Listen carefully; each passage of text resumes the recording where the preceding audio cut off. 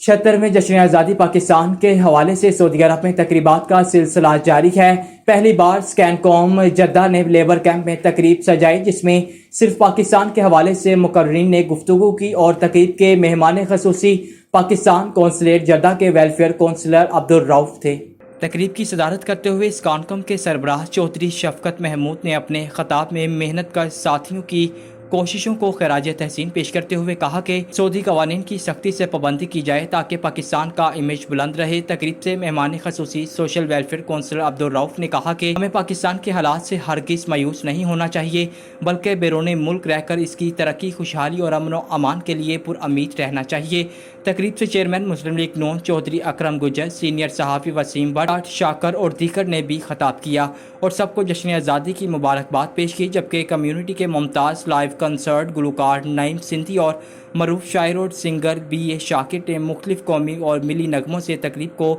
چار چاند لگا دیے اور تقریب کے اختتام پر سب نے مل کر کیک کاٹا اور سوشل ویلفیئر کونسل کی کمیونٹی خدمات کو سراہتے ہوئے خصوصی شیلڈ بھی پیش کی۔